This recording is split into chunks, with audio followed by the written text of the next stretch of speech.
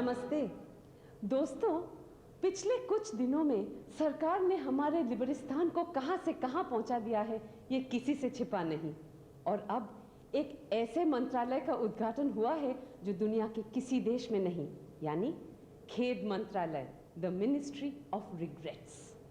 आज हमारे बीच इसी मंत्रालय के मंत्री श्री परशुराम प्रसाद जी हैं। मंत्री जी, मैं जो पूछने सबसे पहले आप अपने इंफॉर्मेशन में थोड़ा सा मॉडिफिकेशन कर लीजिए। हमारे मिनिस्ट्री का सही नाम भूल चूक और खेद मंत्रालय है। भूल चूक भी है? जी हाँ, बिना भूल के खेद का क्या काम बोलिए? भूल कीजिएगा तभी तो खेद प्रकट कीजिएगा ना। मतलब? देखिए, सभी जानते हैं आदमी गलती करके ही सीखता है और एक गलती को बार बार दोहरा करके उससे पूरी तरह सीख लेता है। इसीलिए हमारी मिनिस्ट्री ये बार बार दोहराने लायक गलतियों का पता लगाती है और फिर उसे करती है। नहीं, वो काम हम नहीं करते, उतना स्टाफ नहीं है हमारे पास। उसके लिए बाकी सरकार तैयार है। देखिए, हमारा काम रिकमेंडेशन देना है, गलती करने का काम सरकार का है। अच्छा, तो फिर इन्हीं मिस्टेक्स के लिए आपका विभाग खेद प्रकट करता होगा? बिल्कुल सही।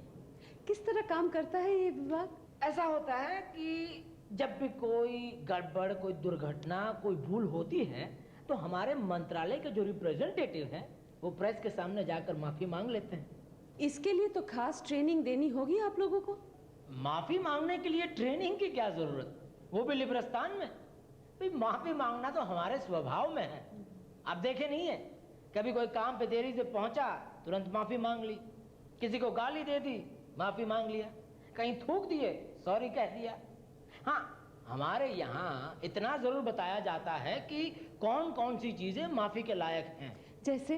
अब देखिए, उत्तरकाशी से बारात बस में लौट रही है, बस खड्डे में गिर गई, 45 लोग मर गए, या झुग्गी झोपड़ी में आग लगने के कारण 200 लोगों की जानें चली गई। अब ऐसी दुर्घटनाओं के लिए हम खेद व्यक्त नहीं करते, टाइम नहीं है ना हमारे पास।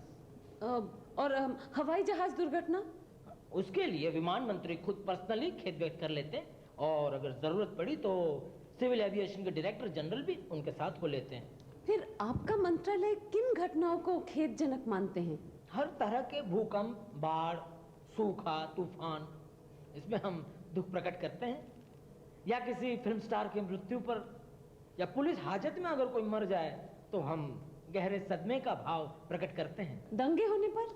देखिए मैडम, हम सिर्फ सरकार की गलतियों के लिए जिम्मेदार हैं। दंगों के लिए तो विपक्षी दल वालों को माफी मांग लेनी चाहिए। करप्शन के लिए? भ्रष्टाचार, हाँ, इसे हमने गहरे खेद वाली कैटेगरी में रखा था, लेकिन इस कैटेगरी में हमारा काम इतना बढ़ गया कि अब हमने इसे एसेंशियल मिस्टेक यानी कि अनिवार्य भूल कैटेगरी में रखा है।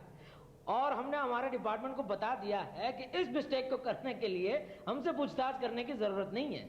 क्या ये सही है कि आपकी मिनिस्ट्री पब्लिक में जा रही है? पब्लिक नहीं, प्राइवेट। अब हमने एक नया सिस्टम निकाला है, MCT, mistake commit and transfer. इसमें यह होगा कि हम प्राइवेट पार्टी को बड़े बड़े मिस्टेक करने का टेंडर देंगे और सक्सेसफुल होने पर उसे हमारी मिनिस्ट्री में शामिल कर लेंगे। कभी ऐसा भी होता है कि आपके पास खेद प्रकट करने के लिए कुछ खास नहीं होता? नहीं, ऐसा कभी नहीं होता, बल्कि हमारे मिनिस्ट्री को तो रात दिन काम करना पड़ता है।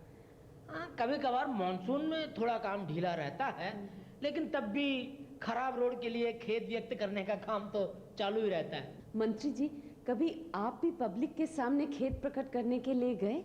कई बार। देखिए, इम्पोर्टेंट मिस्टेक हो तो हमें ही जाना पड़ता है। कभी कोई परेशानी? नए लोग हो तो हो सकता है, बाकी हमें तो प्रैक्टिस हो गई है, कब क्या भाव लाना है ले आते हैं। चेहरे का भाव बहुत इंपॉर्टेंट होता है इस मामले में। मंत्री जी, हमारे दर्शकों को भी दिखाइए ना कोई भाव। बिल्कुल, देखिए, खेद,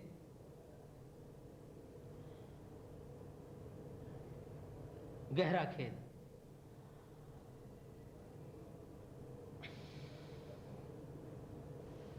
गहरा सदमा,